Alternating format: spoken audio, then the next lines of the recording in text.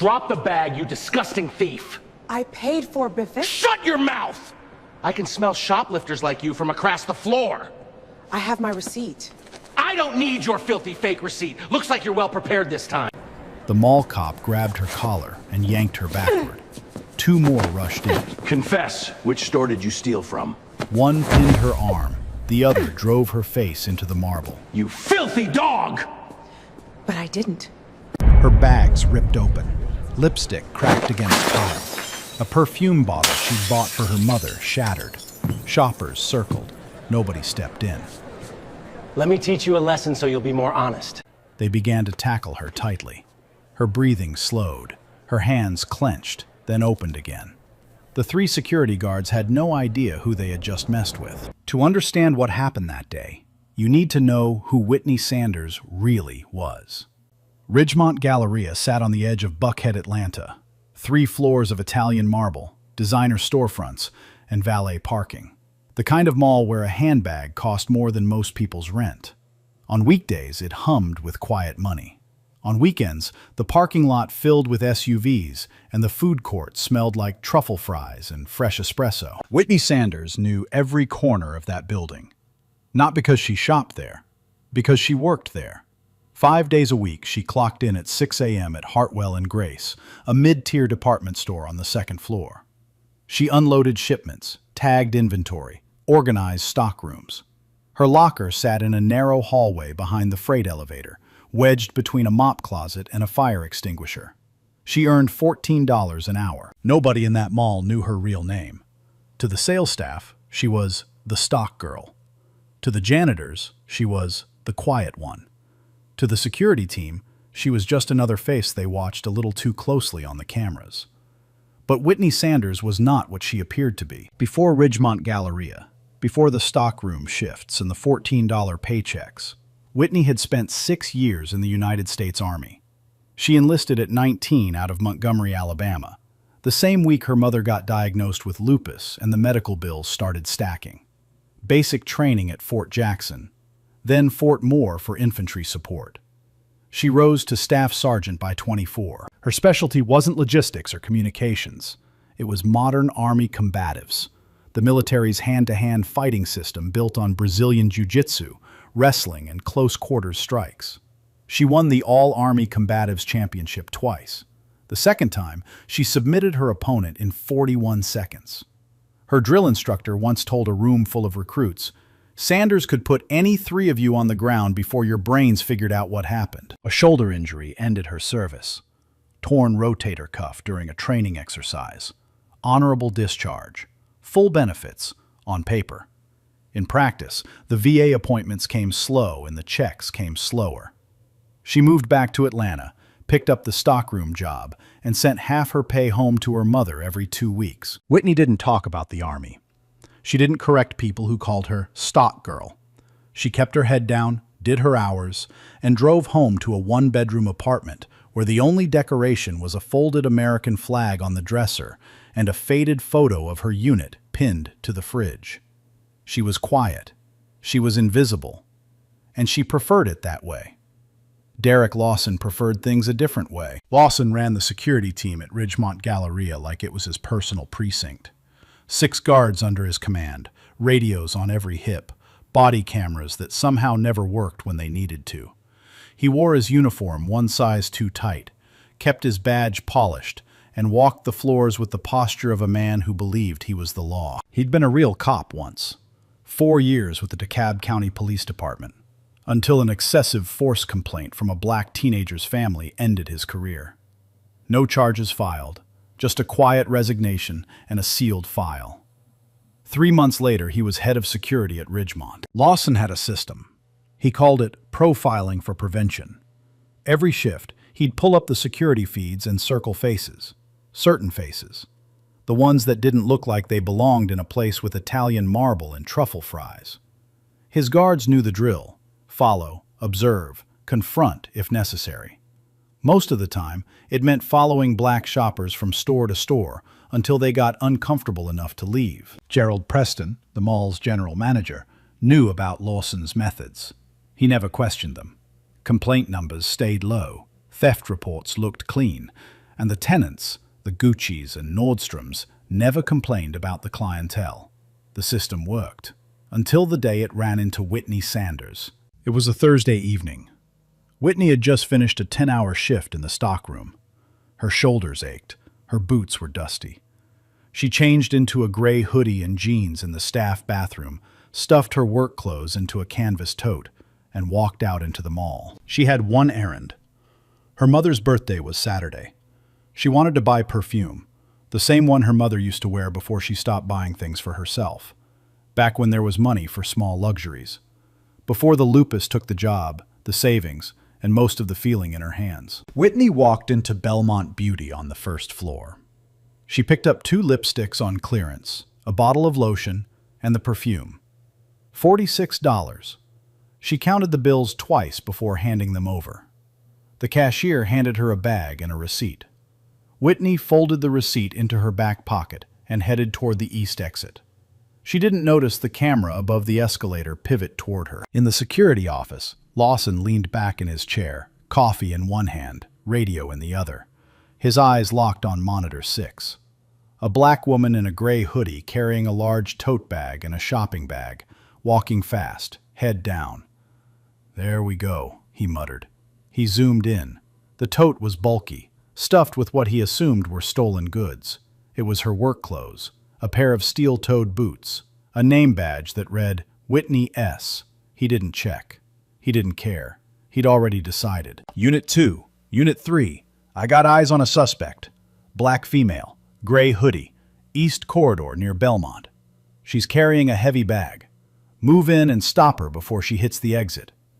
His guards responded within seconds. Whitney was passing the fountain when she saw them. 2 men in black polos walking fast from opposite directions. A third coming up behind her. Their radios crackled in sync. Their eyes were locked on her. She slowed. Her hand moved to her back pocket, where the receipt was. "Ma'am, we need to see your bags." "I just bought these. I have my receipt, right?" The first guard grabbed her wrist before she could finish the sentence.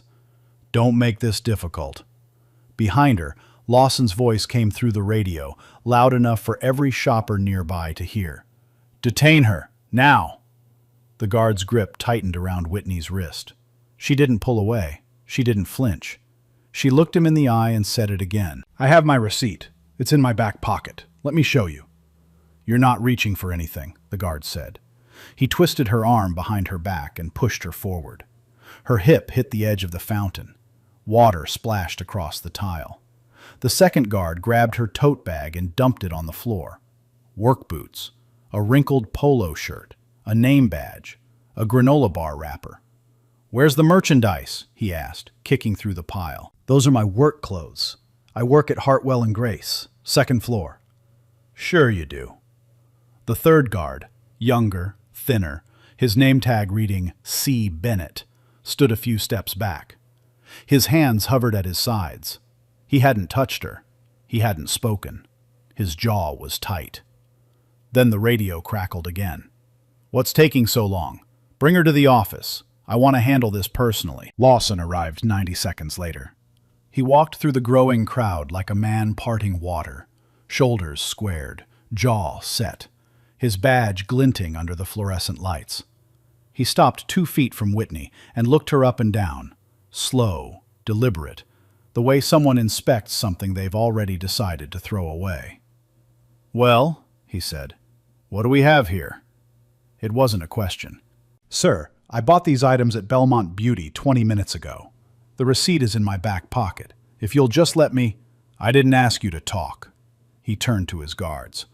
"Did anyone check the other bag?" The first guard held up the Belmont shopping bag. Inside, 2 lipsticks, a bottle of lotion, a perfume box, all with price tags still visible, all matching the receipt Whitney had been trying to show them for the past 3 minutes. Lawson didn't look at the receipt. He looked at Whitney. "You think I'm stupid? You could have swapped tags. You could have printed that receipt at home. I've seen every trick your kind pulls." "I didn't swap anything. Call the store. The cashier will confirm." "I'm not calling anyone for you. You're coming with me." He grabbed her shoulder and shoved her toward the security corridor. Whitney stumbled but caught herself. She turned around. "Take your hands off me. You have no right to—" "I have every right." Lawson stepped closer. His voice dropped, but everyone within 15 feet could hear him. "You walk into this mall looking like that, carrying bags you can't afford, and you think nobody's going to notice? People like you think you can just take whatever you want." Whitney's voice stayed level. "I work here. I've worked here for 8 months. My employee ID is in that bag you just dumped on the floor." Lawson glanced at the pile. He saw the name badge. Whitney S., printed in block letters next to the Hartwell and Grace logo. He saw it, and he kept going. "So what? Employees steal more than anyone. You probably had the whole thing planned." The crowd had doubled. 30, maybe 40 people now. Some watched from the second-floor railing. A woman in a Gucci scarf shook her head slowly, but didn't say a word. 2 teenagers had their phones out, recording from different angles. A mother pulled her child away from the scene. Not from Lawson, from Whitney. An older man muttered, "She should have just cooperated." A sales clerk from the shoe store leaned against her doorframe, arms crossed, watching like it was entertainment. No one intervened. No one asked Lawson for evidence. No one checked on the woman whose belongings were scattered across the floor. Inside Lawson's head, this was already over. He'd handled dozens of these. Same profile, same routine. Grab, confront, intimidate, process. Most of them cried, some yelled. All of them eventually gave up. That was how his system worked. He'd built it himself over 3 years, and management had never once questioned it. Gerald Preston signed off on every incident report without reading past the first paragraph. As long as theft numbers stayed low and the luxury tenants stayed happy, Lawson had a blank check. But this one wasn't crying. This one wasn't yelling. This one was standing perfectly still, with her feet shoulder-width apart and her arms loose at her sides. And that made him angry in a way he couldn't name. "I said move!" "No." The word landed like a slap. Lawson's neck turned red. He grabbed Whitney's collar with both hands and yanked her toward him. His coffee breath hit her face. "You don't say no to me. Not in my mall. Not ever." Whitney's eyes didn't waver. Her voice was flat, controlled. The voice of someone who had been trained to stay calm under pressure far worse than this. "I'm not resisting. I'm not threatening you. But I am telling you, I did not steal anything, and you need to stop touching me." Lawson shoved her backward into a display rack. Glass bottles rattled. One fell and shattered on the floor. The sharp smell of men's cologne filled the corridor. A shard skidded to a stop against Whitney's boot. "Resisting a security officer," Lawson announced loudly, playing to the crowd. "Destruction of property. Add that to the shoplifting charge." "I didn't break that. You pushed me into the shelf." "That's not what my report's going to say." He smiled. The smile of a man who had written his own version of events so many times, he'd stopped knowing the difference. He snapped his fingers at his team. "Cuff her. Take her down." The first guard moved in fast. The second pulled out zip ties. Cole Bennett stood frozen 3 feet away. His hand rested on his radio, but he hadn't pressed the button. His eyes moved between Lawson and Whitney like a man watching a fuse burn toward something he couldn't stop. Lawson caught the hesitation. "Bennett, did I stutter? Help them." Cole swallowed. He stepped forward. His hand shook. Whitney watched all of them. She counted positions, 3 approaching, 2 committed, 1 reluctant. She measured distances. She noted the angle of approach, who carried their weight on the left foot, who would overextend first. Her body hadn't shifted an inch, but something behind her eyes had changed. The first guard reached for her arm. She let him take it. The second guard moved behind her with the zip ties. She felt his weight shift to his right leg, and somewhere, deep in her muscle memory, 6 years of training, 2 championships, 3,000 hours on the mat, a switch turned.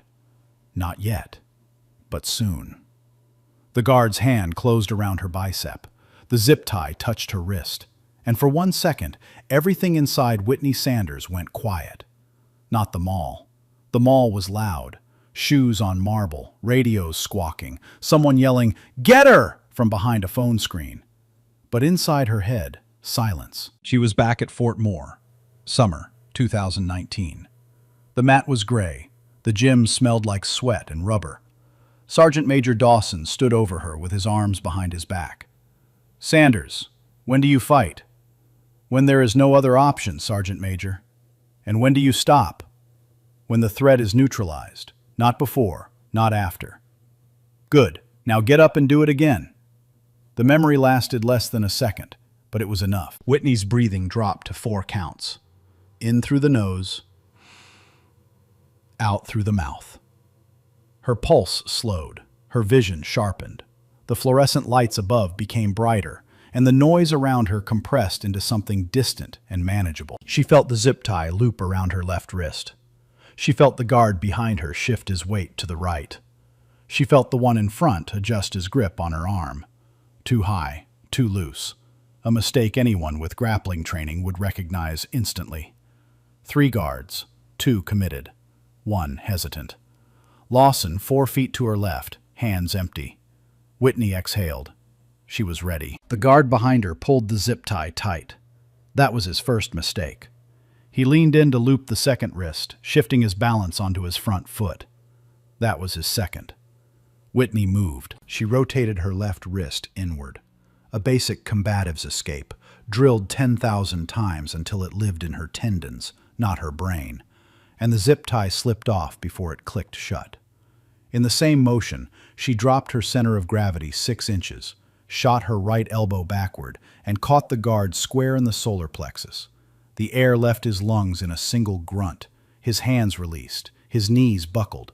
He folded forward and hit the marble like a man who'd forgotten how to stand. 2 seconds. 1 guard down. The one in front still had his hand on her arm. He squeezed harder and yanked her toward him. Instinct. Panic. The wrong response to a trained fighter. Whitney didn't resist the pull. She stepped into it, closed the distance to 0, planted her hip against his center line, and executed a textbook Combatives hip throw. Her arm swept across his chest. His feet left the ground.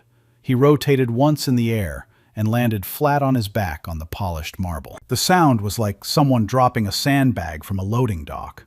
A thick, final thud that echoed across the atrium. He blinked at the ceiling. His mouth opened. Nothing came out. The crowd flinched. A woman stumbled backward into a stroller. A teenager whispered, "What the?" and didn't finish. Somewhere on the second floor, a toddler started crying. Lawson's face drained of color. He'd expected tears. He'd expected begging. He'd expected the same collapse he'd seen 100 times before. He had not expected his 2 best guards on the ground in under 4 seconds. "Get her," he screamed. His voice cracked. "All of you, get her. Now!" The third guard, not Bennett, a stocky man named Harris, who'd played linebacker in college and still kept a gym membership he was proud of, charged from the right side. He came in low, hands reaching for Whitney's neck, fully committed to a tackle. Whitney read the angle before he'd taken his third step. She sidestepped left, caught his outstretched right arm at the elbow and wrist, twisted her body underneath it, and redirected his own 190 pounds of forward momentum into the stone edge of the fountain. His chest hit the rim. Water splashed up and sprayed across the tile. He slumped sideways, groaning, his nose leaking blood into the shallow pool. A copper penny at the bottom of the fountain turned pink. 3 guards, 11 seconds, all 3 on the ground. Whitney stepped back, 2 paces, clean, measured. She wasn't breathing hard. She wasn't shaking. She wasn't clenching her fists. She stood with her feet shoulder-width apart, hands open at her sides, palms facing forward. The exact defensive posture drilled into every combative student at Fort Moore. Ready but not aggressive. Alert but not hostile. A posture that said, "I will not start anything, but I will finish whatever you bring." Real talk, 11 seconds. 3 guards with radios and zip ties, and she's just standing there after like she's waiting for coffee. Hands open, not even breathing hard. I've watched it 6 times and I still can't process it. Most insane thing I've seen all year. Cole Bennett hadn't moved. He stood 5 feet away, hands raised to chest height, palms forward. His radio dangled from his belt clip. His eyes were wide and wet. Whitney looked at him. Her voice was quiet. "I'm not going to hurt you." Cole nodded once. He didn't lower his hands. He didn't step forward. He didn't call for backup. He just stood there, a 23-year-old kid in a black polo who had never signed up for this. Lawson stared at the wreckage of his authority. His first guard was curled on the tile, arms wrapped around his stomach, wheezing. His second was flat on his back, eyes fixed on the skylights, mouth open, unable to sit up. His third was draped over the fountain edge, blood dripping from his chin into the water. And the woman, the shoplifter, the thief, the nobody in the gray hoodie, was standing untouched 5 feet away, looking at him with an expression that wasn't anger, wasn't fear, wasn't satisfaction. It was patience. His hand trembled as it went to his radio. "Code red, East Wing, multiple officers down. Send everyone." But there was no one to send. His entire team was already here. 2 incapacitated, 1 bleeding, 1 frozen, and him. Standing alone, badge polished, authority shattered, with 40 phones recording every second. Whitney didn't move. She didn't run. She didn't celebrate. She looked directly at Lawson and said 7 words. "I told you. I didn't steal anything." The silence lasted 2 full seconds. Then the atrium erupted.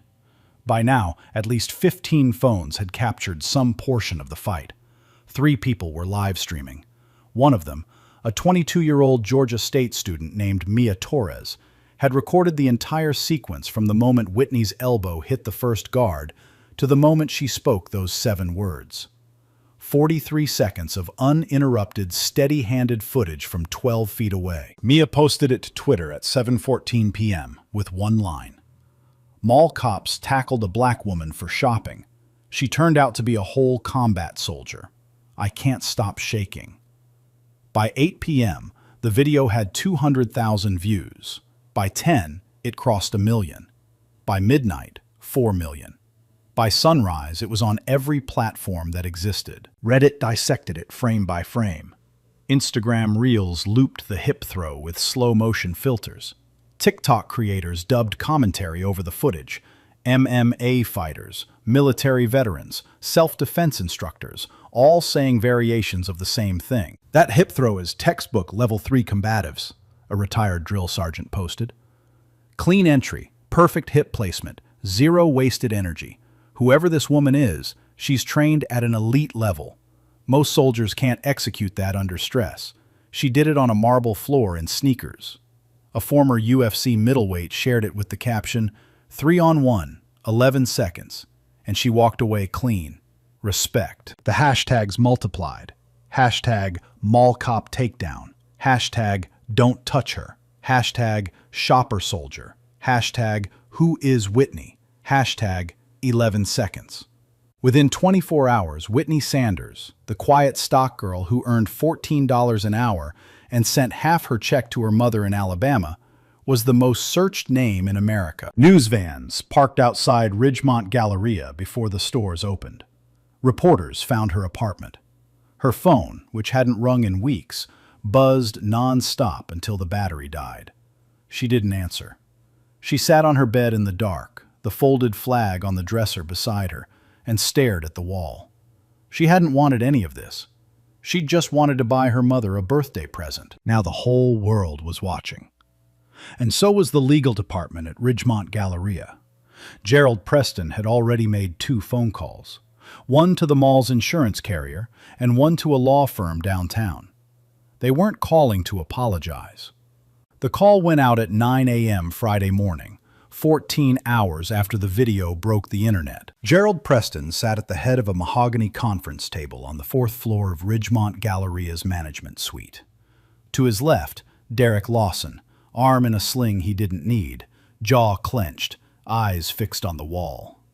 To his right, Harrison Blake, senior litigation partner at Whitfield, Blake & Associates, $600 an hour, a man who hadn't lost a civil case in 9 years. Preston slid a printout across the table, a screenshot of the video's view count, 14 million and climbing. "This," Preston said, "is a crisis." Blake didn't blink. "This is an opportunity." The strategy took 20 minutes to assemble. Lawson would file a criminal complaint with the Fulton County Police Department, assault and battery on 3 security officers in the performance of their duties.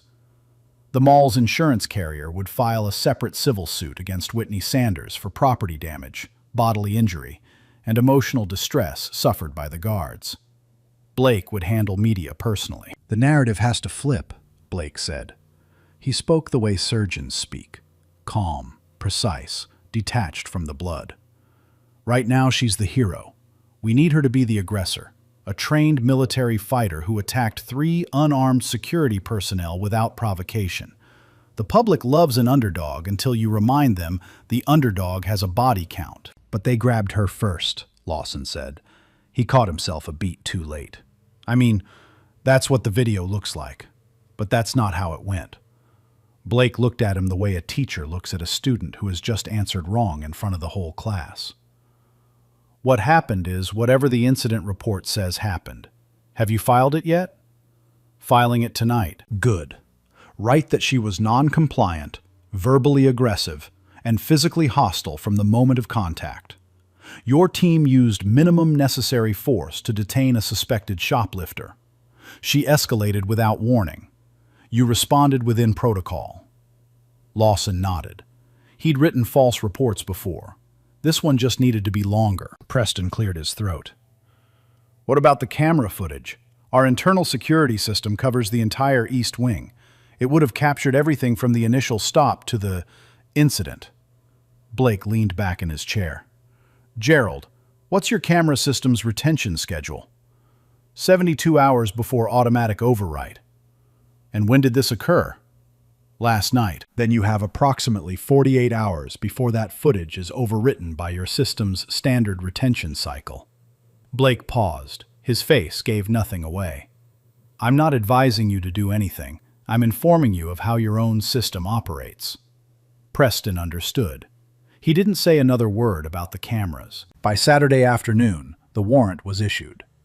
2 Fulton County officers arrived at Whitney's apartment at 4 p.m. with paperwork charging her with 3 counts of aggravated assault.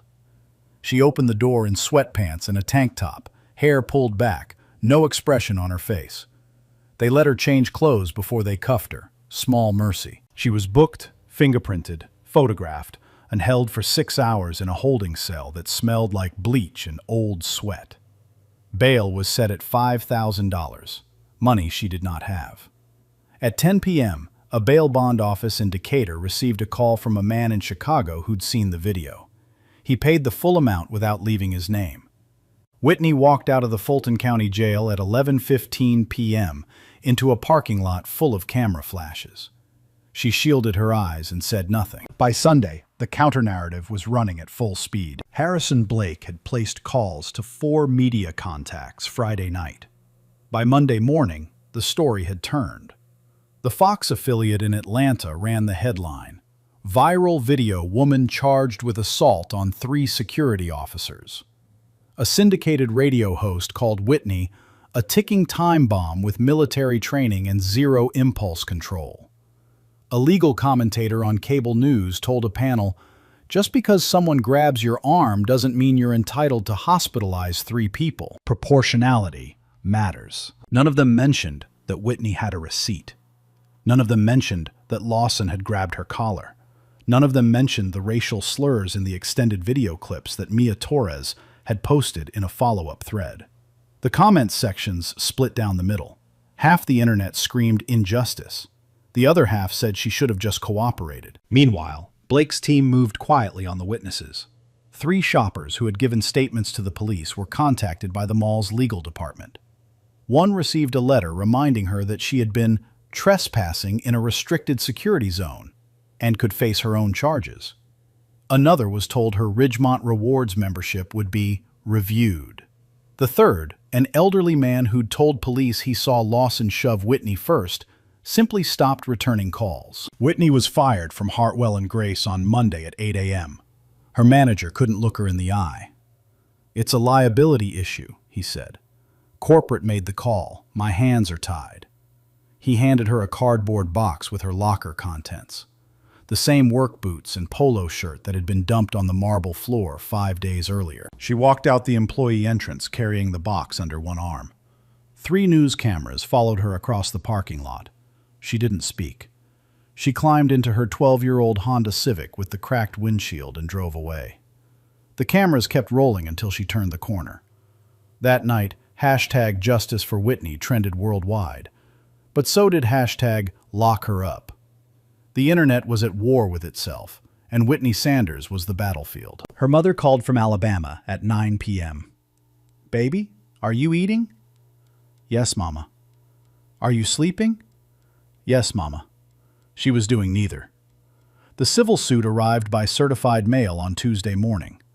Ridgemont Galleria LLC versus Whitney A. Sanders, seeking $340,000 in damages, medical expenses for the 3 guards, property damage to the display rack and fountain, lost revenue from temporary store closures during the security incident, and emotional distress claimed personally by Derek Lawson. $340,000.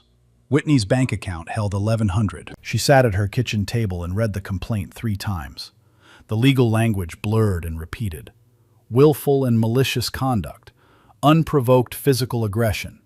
Defendant's specialized military combat training constitutes use of a deadly weapon under Georgia Statute 16-5-21. They were turning her service record into a weapon. The 2 championships, the training certifications, the commendations. Everything she'd earned was now evidence against her. She put the papers down. She pressed her palms flat against the table. The same hands that had won 2 Army titles. The same hands that had defended herself against 3 men who had no legal right to touch her. Those hands were shaking now. Her phone buzzed. Unknown number. Atlanta area code. She almost let it ring out. Then she read the text. "Miss Sanders, my name is Nathan Reed. I'm an attorney. Former JAG Corps, Fort Liberty. I saw the video. I've reviewed your service file through public records. I know exactly what they're trying to do to you, and I'd like to help. Pro bono. No cameras, no media circus, just the law. Call me when you're ready." Whitney stared at the screen for a long time. The kitchen was dark. The only light came from the phone in her hands. Then she pressed call. The courtroom was full by 8:30 a.m. Every seat taken. People stood along the back wall. 2 sketch artists worked from the front row. Outside, a crowd gathered on the courthouse steps with signs, some reading hashtag Justice for Whitney, others reading hashtag Accountability Now. Police kept the 2 groups separated by a line of orange cones. Whitney sat at the defense table in a navy blue dress her mother had mailed from Alabama. Nathan Reed sat beside her, a stack of folders 6 inches thick in front of him. He hadn't slept in 3 days. He didn't look tired. He looked ready. Harrison Blake stood first.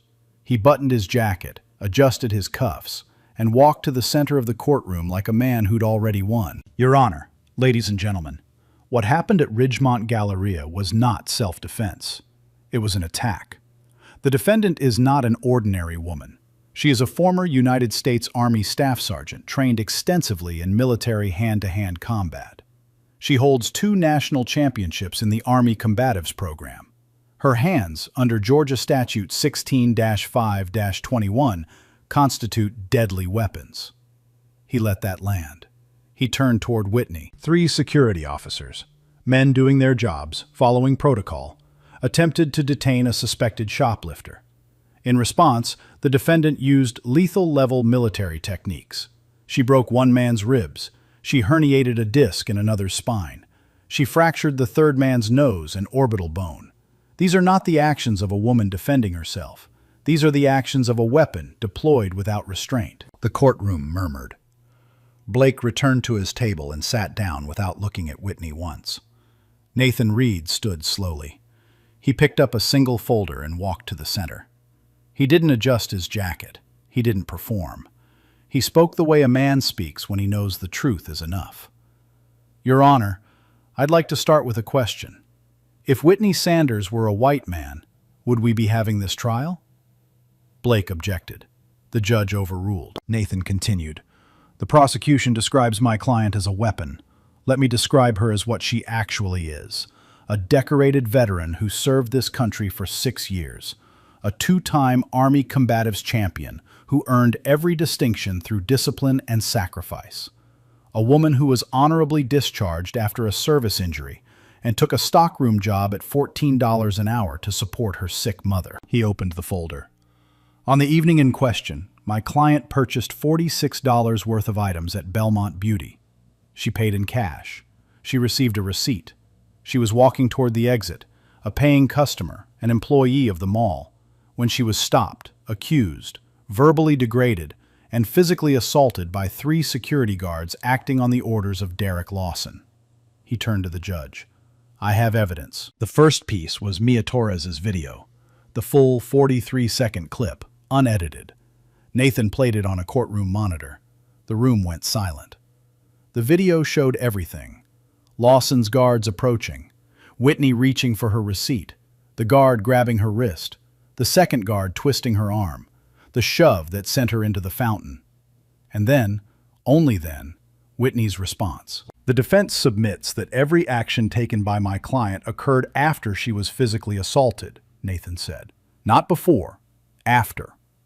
Blake stood.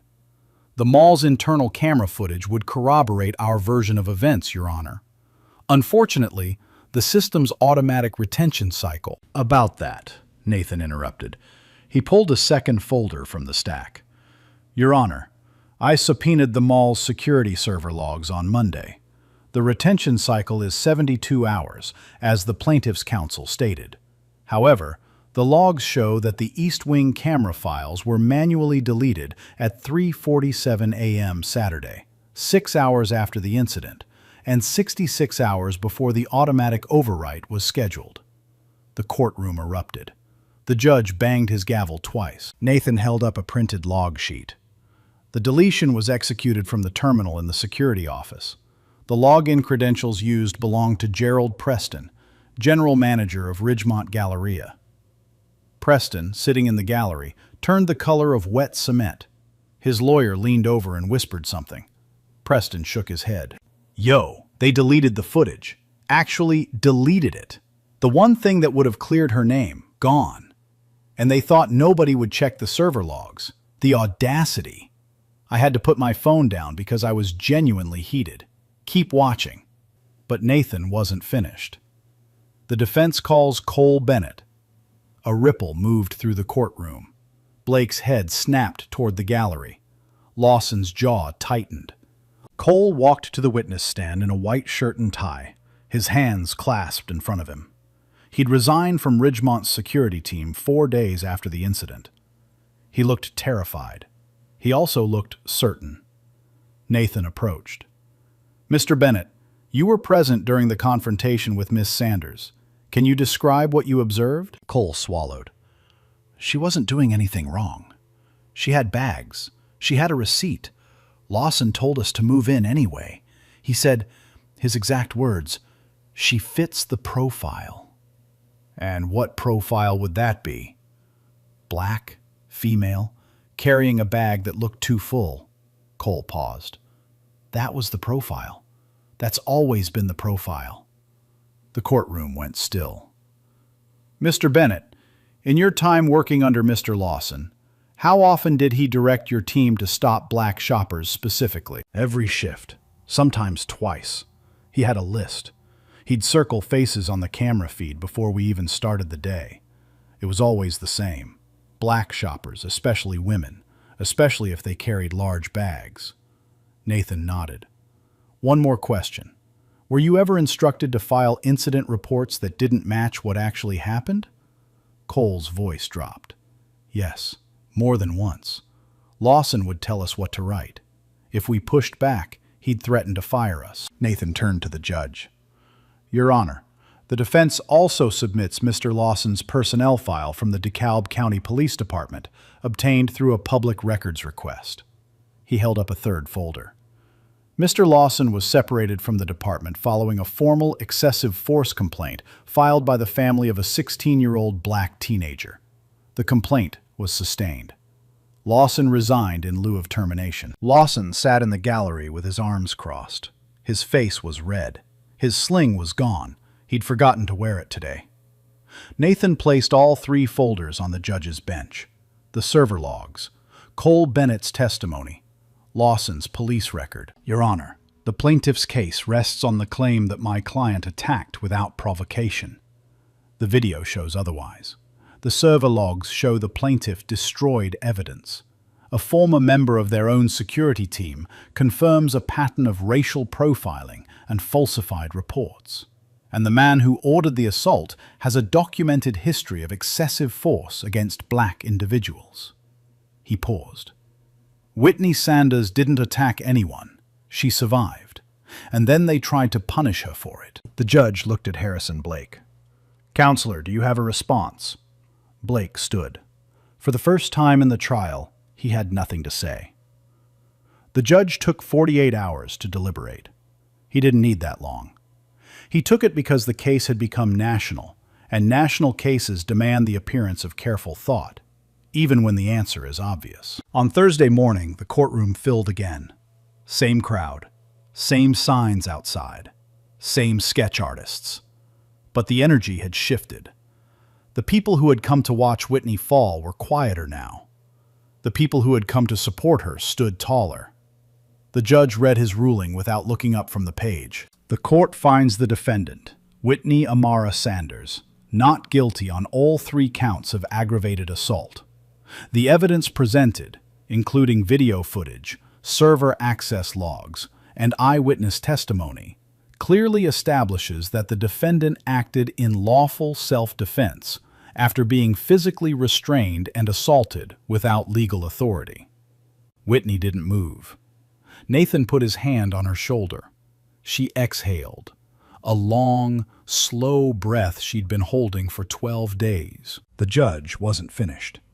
Furthermore, this court is deeply troubled by the conduct of the plaintiffs.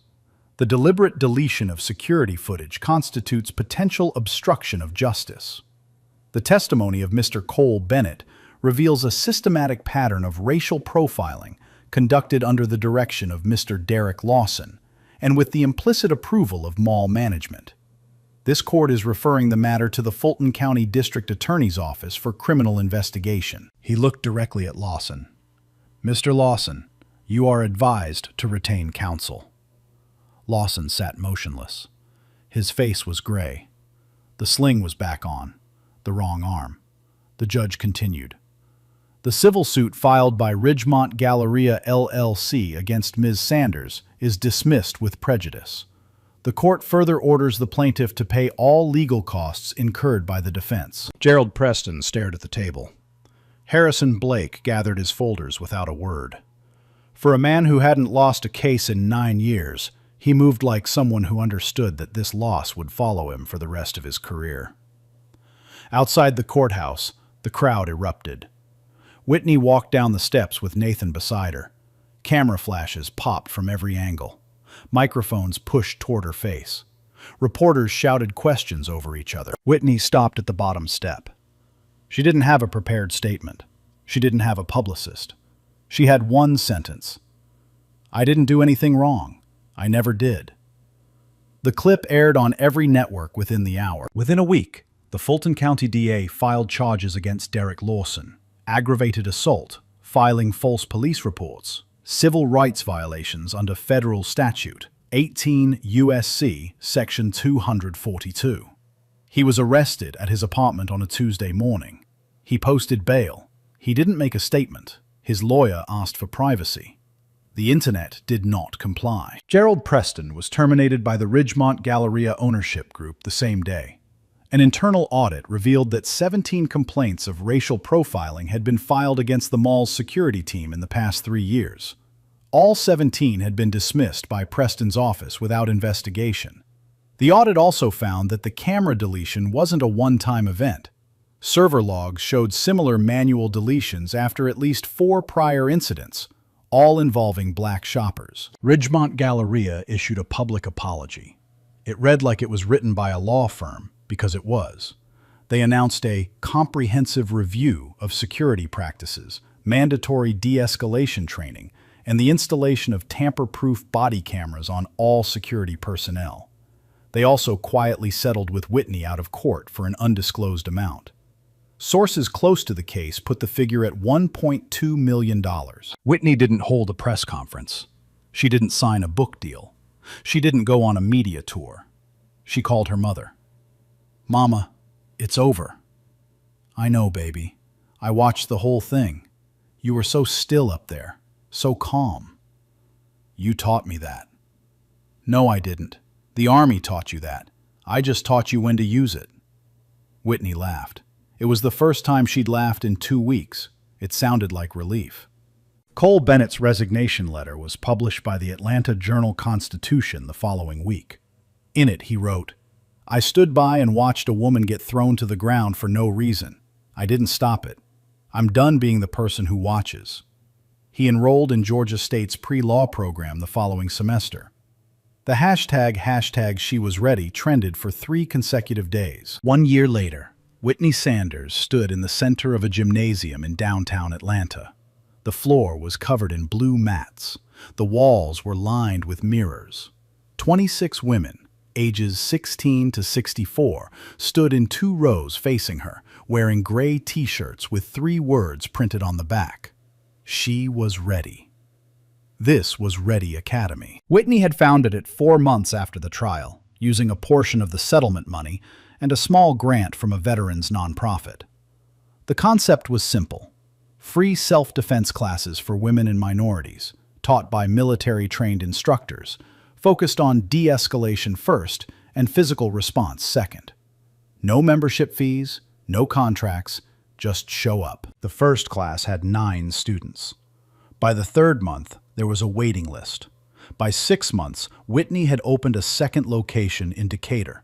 By the 1-year mark, Ready Academy operated in 3 cities: Atlanta, Birmingham, and Montgomery, her mother's city.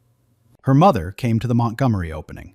She sat in the front row in a folding chair, hands folded in her lap, and watched her daughter demonstrate a basic wrist escape to a room full of women who had never been taught that they were allowed to fight back. When Whitney finished the demonstration, her mother clapped first. Everyone else followed. The ripple effects of the case didn't stop at the gym floor. In the Georgia State Legislature, a bipartisan group of lawmakers introduced House Bill 1184, a measure requiring all private security firms operating in commercial spaces to implement mandatory de-escalation training, wear tamper-proof body cameras, and submit to independent oversight. The bill's unofficial name, coined by a reporter at the AJC, was Whitney's Law. It passed committee in March and was headed to a full floor vote. Derek Lawson was convicted on 2 counts of aggravated assault and 1 count of filing a false police report. He was sentenced to 18 months in a state correctional facility. During sentencing, the judge noted that Lawson's conduct represented a systematic abuse of authority driven by racial animus. Lawson's lawyer filed an appeal. It was denied. Gerald Preston never worked in commercial property management again. His LinkedIn profile was deleted within a week of his termination.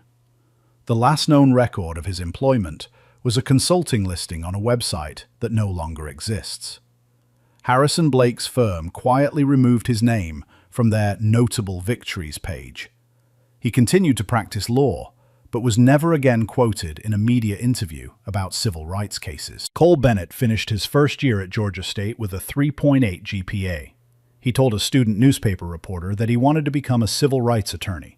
"I spent a year following bad orders," he said. "I want to spend the rest of my life making sure people don't have to." Mia Torres, the student who recorded the original video, was offered a freelance contract by a national news outlet. She turned it down. She started a citizen journalism collective called Watchback, dedicated to documenting encounters between private security and the public. Their first investigative piece led to the firing of a security team in Memphis. And Whitney, she kept teaching. Every Saturday morning at 8 a.m., she walked into the Atlanta gym, laced up her sneakers, and stood in the center of the mat. She didn't talk about the video. She didn't talk about the trial.